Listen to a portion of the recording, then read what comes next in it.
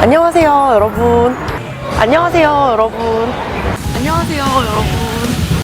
Who would have thought this bright and cheerful young lady hides the darkest secret? Popular mukbang YouTuber known as Tzuyang, whose real name is Park Jung-won, has alleged she was subjected to physical assault and blackmail by a former boyfriend over several years. Now, some YouTubers have even threatened her to expose her ordeal. The prosecution has now initiated an investigation into these YouTubers. Each time she appeared in her videos, she would smile brightly while behind the scenes she suffered greatly, and most sadly, she was alone with her misery. If you have been following Tzuyang's mukbang channel and the rapid growth of her channel, these findings might break your heart. It's hard to even imagine that she did all this while being exploited by her then-boyfriend. Tzuyang is not a foreign name among mukbang enthusiasts, but a recent revelation regarding how she started her YouTube channel and her recent assault crimes against her has left her fans dumbfounded. Tzuyang, whose real name is Park Jung-won, is the most popular South Korean mukbanger with over 10 million subscribers on YouTube. She was known for her ability to consume multiple servings in one sitting, and she never failed. While she usually appeared happy-go-lucky and bright with a positive attitude, the secrets she kept behind the scenes turned out to be much darker than anyone could have expected. On July 11, 2024, Tzuyang held a live stream in the early morning, detailing the 4-year domestic abuse and exploitation she suffered at the hands of her ex-boyfriend. Her lawyers were also present in the live stream and showed proof of the abuse Tzuyang faced, such as photos of her injuries and audio recordings during attacks. She revealed that she met her ex-boyfriend while on a break from university. Throughout their relationship, he gradually became more violent and even hit her with objects like umbrellas. When Tzuyang tried to break up with him, her ex-boyfriend threatened to distribute explicit videos he had taken of her without Tzuyang's consent, also known as molka. Her ex-boyfriend forced her to work at his workplace, which was revealed to be a hostess bar. She worked there for a short time, but he took all of her earnings. When she told him she wanted to quit, she was attacked once more and was told that if she quit, he would tell her family about her work. At the time, she says she was beaten at least twice a day. Desperate to earn money, Tzuyang turned to broadcasting. Despite being physically abused, she continued her career as a mukbanger. While she did all the work, her ex-boyfriend shamelessly took all of her earnings, but when she became more successful, he set up a company and made her sign an unfair contract, in which he would receive 70% of the earnings. Additionally, Tzuyang would not receive any of the advertising revenue.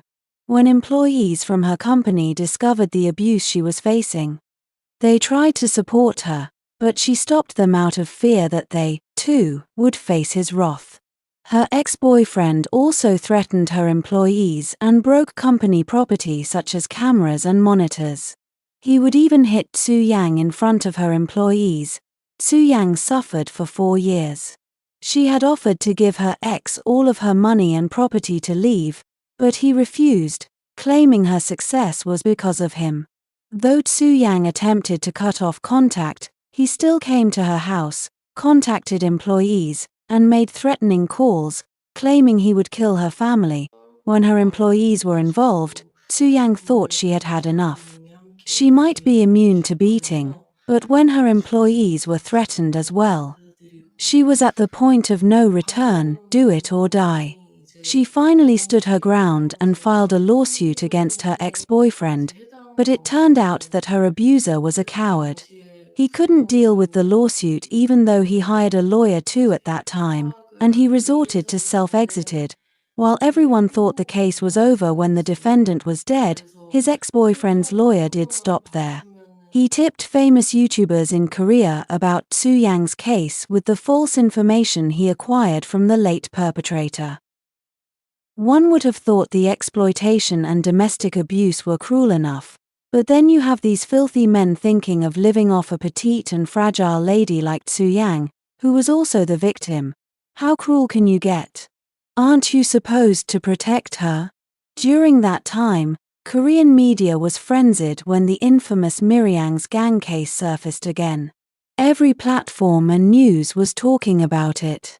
One of the YouTubers thought it was the right time to break the course of the news by exposing something darker and shocking by exposing the audio of those YouTubers who were extorting money from Tzuyang for her past life. This led Tzuyang to proceed with a lawsuit against the individuals who extorted her. YouTubers responded to Tzuyang's claims.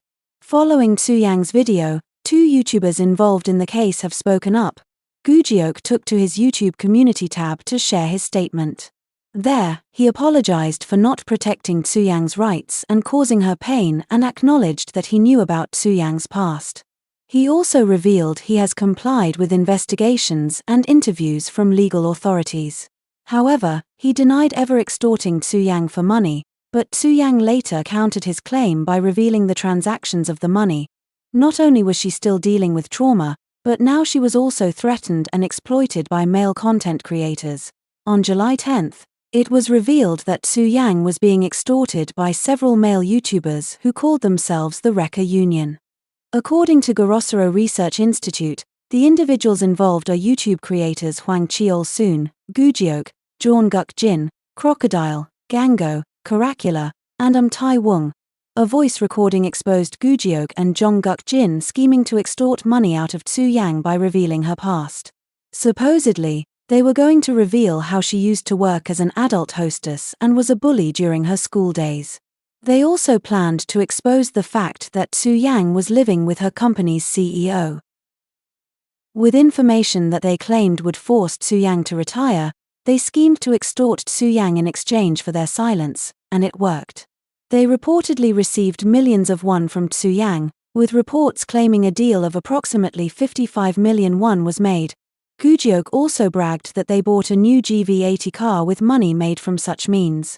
They further claimed that Tzuyang has been giving 6 million Korean won, about $4,340 a month to girls that she previously worked with as hush money. They claim not to be afraid of being sued, as it would only result in a small fine compared to the money they could make off her. Gujiok claimed to have already received 11 million Korean won, about $7.950 from Tzuyang's representatives. The recording also revealed that they signed a contract with Tzuyang's representatives for around 55 million Korean won, about $39,700. Thinking about these petty YouTubers and their immoral methods to earn money has us wondered if Tzuyang is their only victim. What do you think? Don't forget to leave your comment below. Thanks.